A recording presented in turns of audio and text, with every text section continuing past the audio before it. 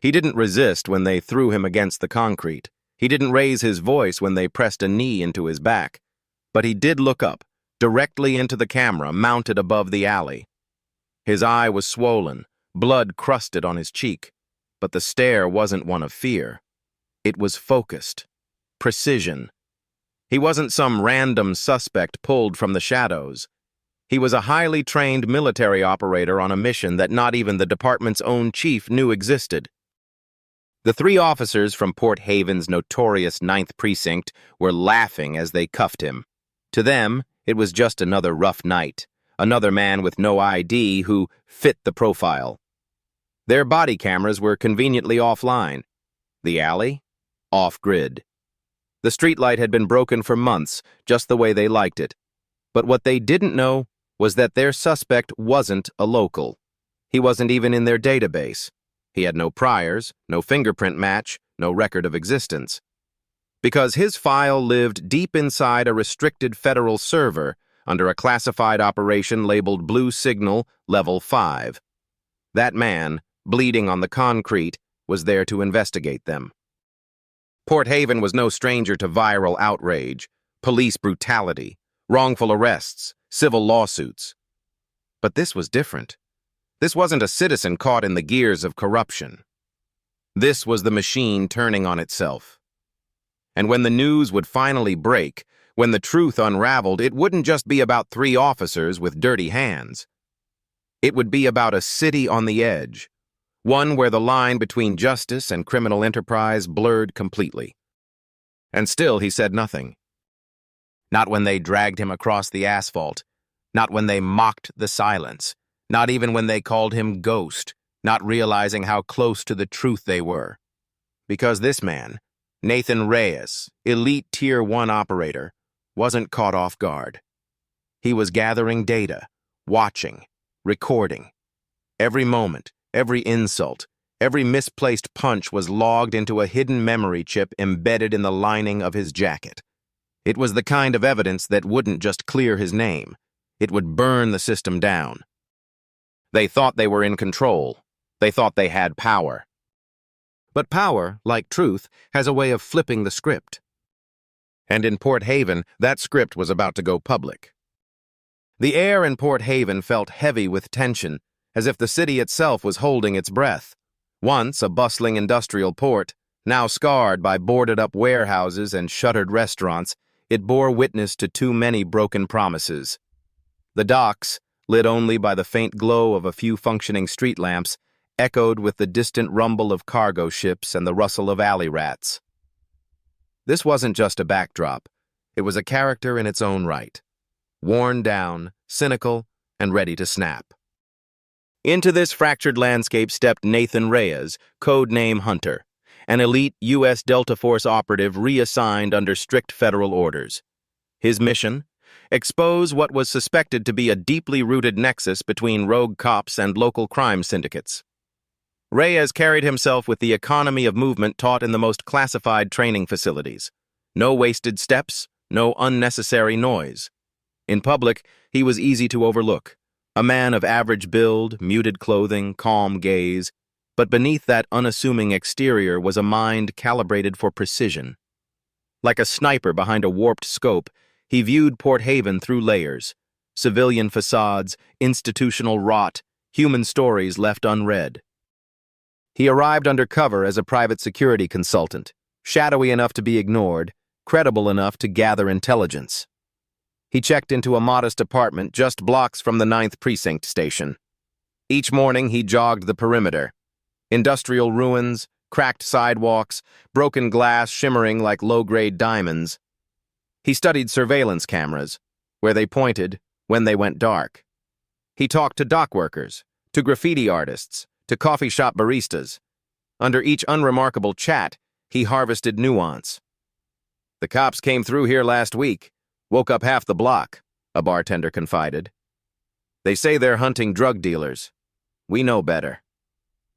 Those whispered tips were gold. But the real leverage came from the 9th Precinct itself, a reputation as thick as tar. Led by Captain Marcus Simmons, a career cop who preached law and order while turning a blind eye to undercover dealings. Simmons had assembled a unit of hardliners: Detective Burke, the enforcer; Officer Alvarez, the quiet tech specialist who knew how to cut wires; Officer Jackson, a veteran whose loyalty was shaped by decades in the streets. They operated with near impunity, erasing memos, flipping body cam footage to black, and quietly disposing of evidence that threatened their network.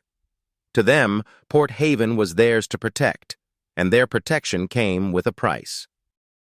Then there was Jenna Carter, a young detective assigned to internal affairs, torn between conscience and caution. She had watched Reyes's silhouette in the precinct lobby, hands folded, eyes calm. In that instant, something stirred. Perhaps it was Reyes's subtle confidence. Perhaps she remembered truths she couldn't forget. The time an honest man was beaten and no report filed. She began following his days from the precinct corridors. Did he suspect them? Was he gathering proof? Or was he just another outsider, another target? Reyes found his footing in pieces. Satellite imagery from his secure channels showed clandestine meetups between precinct vehicles and known traffickers. Intercepted chatter hinted at coordinated raids designed to discredit honest community leaders. Cell-recorded clips captured unmarked vans shuttling detainees at night. Every artifact he cataloged, time-stamped, segmented, and labeled for upload to the secure cloud he controlled.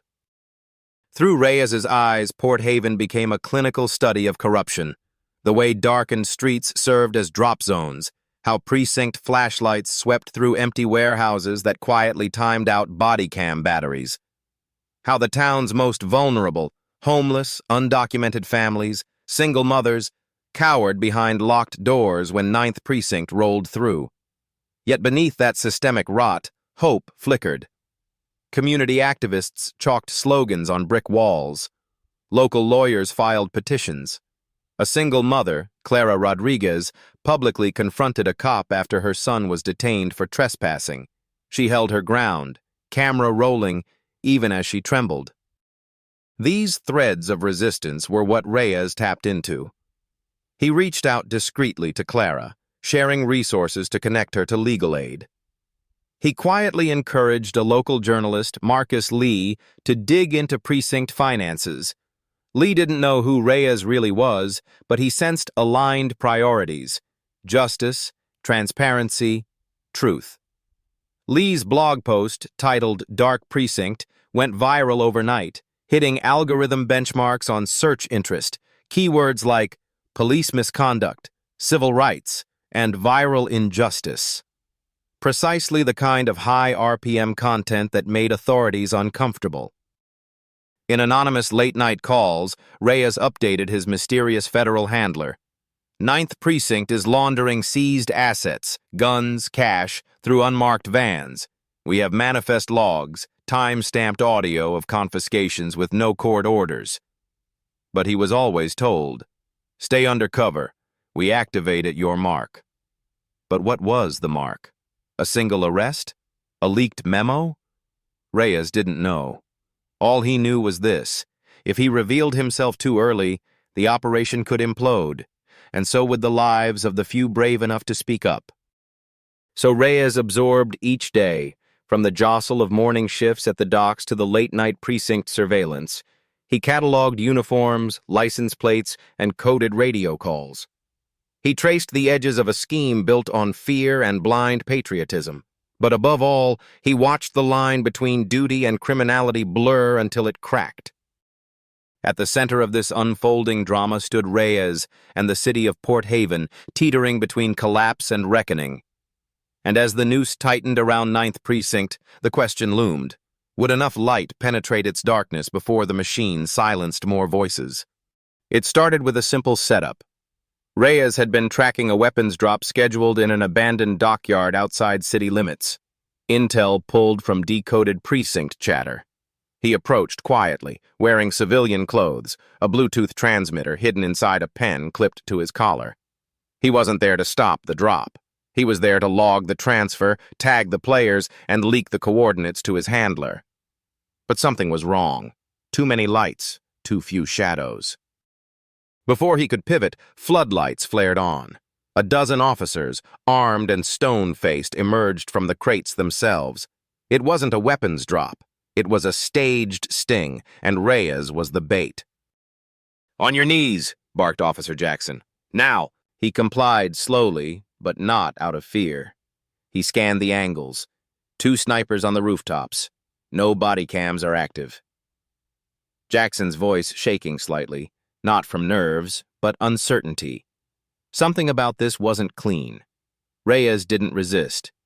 That would trigger immediate escalation. But as he was cuffed, he made eye contact with a warehouse security camera he'd planted the night before, a 4K wide-angle low-light lens live streaming directly to a server 3 states away. They didn't know. The footage of this arrest, illegal, undocumented, without charge or warrant, would become one of the most damning video assets in the case. Even before Reyes spoke a word, the system had already betrayed itself. 3 nights later, a man named Malik, an ex-con and community worker, agreed to meet Reyes at a bus depot to deliver flash drives. The files allegedly contained precinct ledger exports and phone dumps from Officer Burke's burner devices. Reyes waited under a dim lamp near Platform 6. Malik approached, hoodie up, cautious. The exchange lasted seconds. No words, just a glance, a nod, a shared history of being burned by the system. Reyes walked away first, vanishing behind a departing bus. Malik turned, only to be intercepted by 2 plainclothes officers. There were no uniforms, no names. They didn't shout, they didn't arrest. They whispered something inaudible, then shoved him into a waiting vehicle with tinted windows and no license plate. By the time Reyes circled back, Malik was gone. Surveillance footage? Erased. Witnesses? Intimidated. The depot security claimed nothing unusual, but Reyes had a backup. He'd installed a thermal recording device 2 nights earlier, built to capture heat signatures rather than faces. It showed the vehicle idling. It showed the exact moment Malik's body heat vanished. Not a murder, a vanishing. A ghosting technique used in Black Ops renditions. And worse, Reyes knew that the technique wasn't precinct protocol. It was military grade. The implications were explosive. Someone within the 9th Precinct had access to unauthorized government equipment. The circle of corruption was wider than anyone imagined. What began as a story of local police abuse had just entered the territory of federal conspiracy. Tension reached its apex on a night that began like any other. Low cloud cover, sirens distant, Port Haven cloaked in unease. Reyes returned to his safe house, only to find the locks tampered with and the room tossed. Not a robbery, an intimidation. His hard drives remained, but someone had searched them, sloppily. Whoever it was, they weren't tech-savvy. They were sending a message. Minutes later, Jenna Carter arrived in civilian clothes, pale, shaking. "They know who you are," she whispered, hands trembling. "They found your name on an intercepted comm log. Simmons ordered a wipe, everything. Files, backups, any record of your cover." Reyes didn't flinch. "And the cloud?" "They're coming for that too." There was no time. Reyes initiated a rapid response plan. Remove all gear, reroute all uploads, and destroy any unencrypted drives. But more than that, he knew it was time to breach the fortress from within. He and Jenna moved to the precinct under the cover of night, dressed as maintenance workers.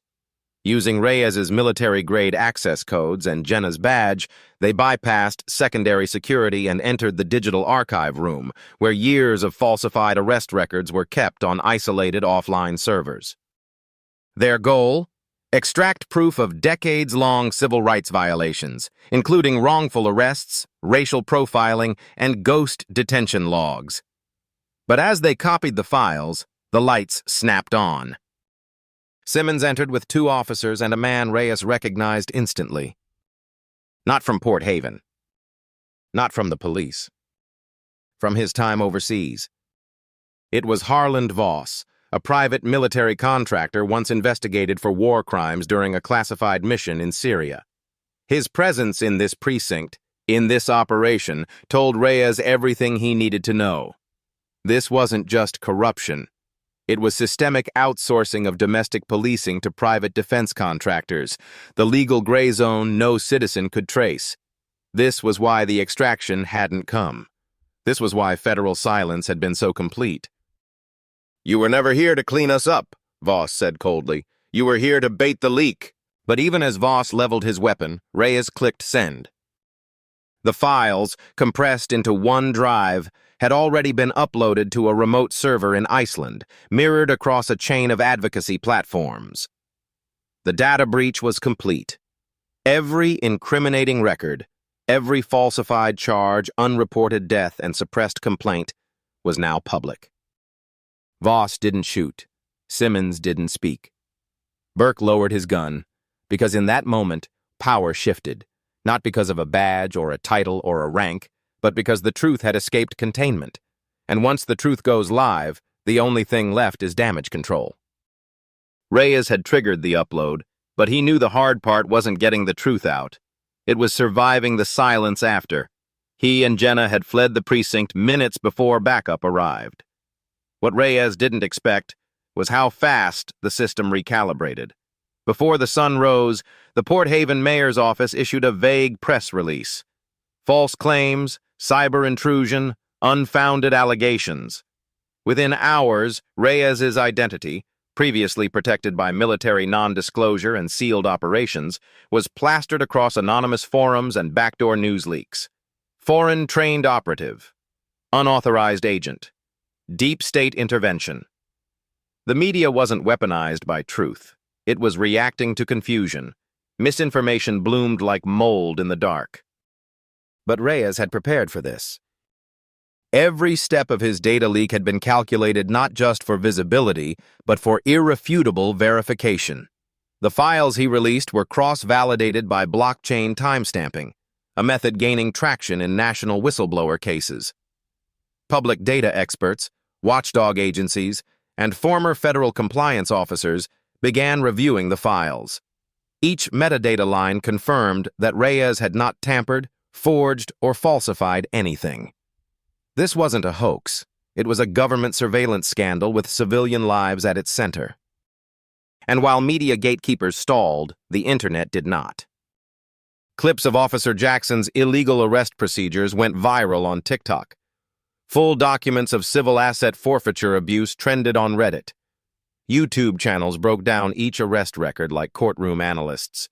People began to recognize the names, the faces, the patterns. These weren't isolated mistakes.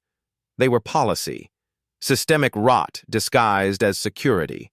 And Reyes, for the first time since the mission began, wasn't alone.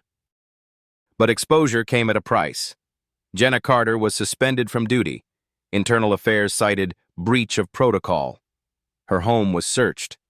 She received veiled threats, unmarked letters, calls that went silent after 3 rings. Still, she refused to fold. She joined Reyes in hiding, helping him navigate the legal maze that unfolded. A public interest legal group specializing in whistleblower protection laws took their case. Not because they were famous, but because the case had precedent-shaping potential. Could a classified operative blow the whistle on domestic law enforcement without violating federal oath? The courts didn't have an answer. The government wasn't ready for the question. Meanwhile, inside Port Haven, something strange happened. Protests didn't erupt in the streets. They erupted in courtrooms. Over 100 past convictions linked to the 9th Precinct were challenged within a week. Judges, facing the avalanche of evidence, began granting retrials. A few brave public defenders reappeared with new urgency. Reyes and Jenna watched online as a man wrongly imprisoned for 11 years was released, blinking against the sunlight. "I don't know who that man is," he said, pointing to a news clip of Reyes on screen, "but I thank God he came." And yet, while the public cried for justice, the machine fought back. In Washington, Department of Defense officials quietly questioned Reyes's deployment. Unilateral field decisions. Improper intelligence routing. The same agency that sent him now distanced itself from the outcome. It was politics at its coldest. use the soldier, then erase the trail. A Senate subcommittee issued a hearing notice. Reyes would be subpoenaed to testify, but his legal team advised against it. "They don't want answers," the lawyer said. "They want a scapegoat." So Reyes made a decision no one expected. He scheduled his own hearing. A live stream, publicly accessible, moderated by civil rights attorneys and digital transparency advocates. No editing, no spin, just raw dialogue. One man, one chair, one camera. He opened by saying, "I'm not here to clear my name. I'm here to clear a path for others to step forward without fear." The video surged past 2 million views in less than 24 hours.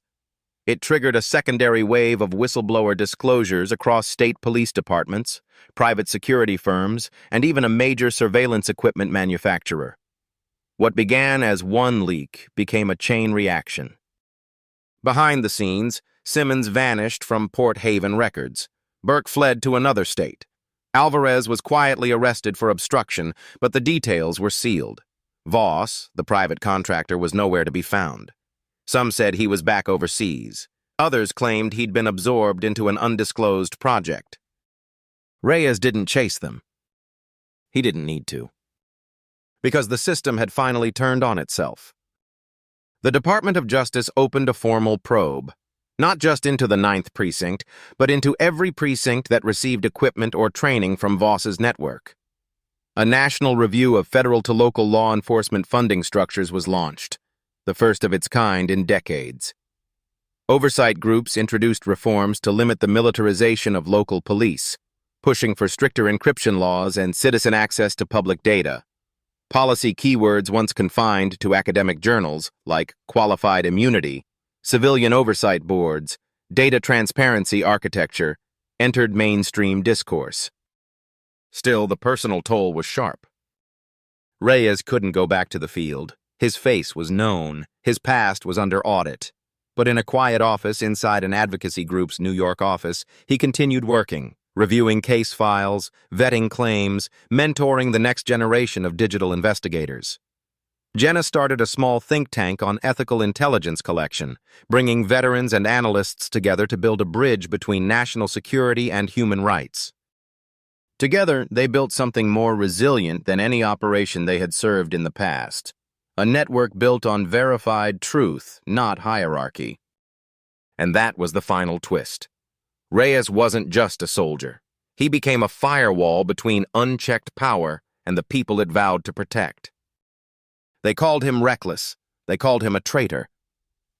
But in the quiet corners of Port Haven, where sunlight now reached places long kept in shadow, Nathan Reyes was something else entirely. He was a reminder that justice isn't static. It doesn't wear a single uniform or follow a single chain of command. It is built or destroyed in choices made when no one is watching. The 9th Precinct was decommissioned 3 months after the final data release. Its building now stood empty, pending review for demolition or repurposing. Some wanted to turn it into a museum of accountability. Others said to burn it down and salt the ground. But Reyes never returned to see it. He had nothing to prove. The story had never been about him. It was about what the precinct symbolized: unchecked authority, abuse of civil liberties, and the illusion that certain systems could never be questioned. And yet they were. Not with riots, but with receipts, verified documents, time-stamped logs, testimonies from people once silenced. Digital evidence had done what decades of petitions could not. It gave memory to those whose words had been erased. Reyes often said that in the end, he didn't bring down the corrupt. He simply held up a mirror and watched them destroy themselves. The ripples extended far beyond Port Haven. Other cities opened independent audits. State legislatures quietly pushed forward policies to regulate government surveillance technology, redefine use of force thresholds, and demand open data laws in all precincts. Civil rights lawyers called it a turning point for digital integrity in law enforcement. And in that movement, Reyes saw a future worth building. He never sought fame. No medals, no book deals. He declined all interviews. But one night, months later, Jenna found him standing in front of the old courthouse, a scarf pulled high, hands in his coat. "Still watching the system?" she asked. He shook his head. "Just checking the temperature, seeing if it still breathes."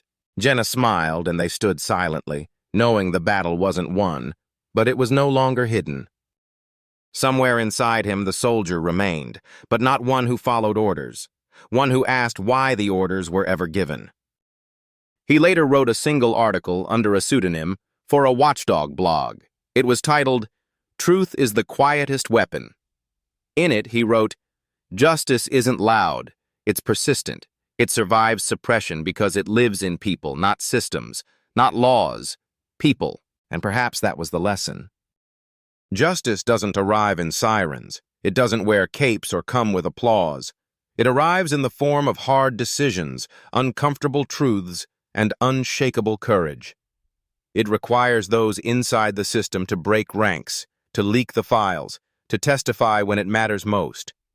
And it asks those outside the system not just to witness, but to remember. Because without memory, there is no accountability. Without accountability, no reform. And without reform, we are only waiting for history to repeat itself, louder. Reyes never disappeared, but he never stayed still. His legacy isn't marked by headlines, but by the protocols now named after his mission. A military whistleblower exposed a civilian corruption ring, and in doing so, challenged both institutions to rethink what security really means. Not controlled, but the truth. And for those still watching, still hoping, his final message remains encoded in the same cloud server that launched his mission. If the system won't protect the people must protect each other, with evidence, with law, and with courage. This is not the end. It's the blueprint.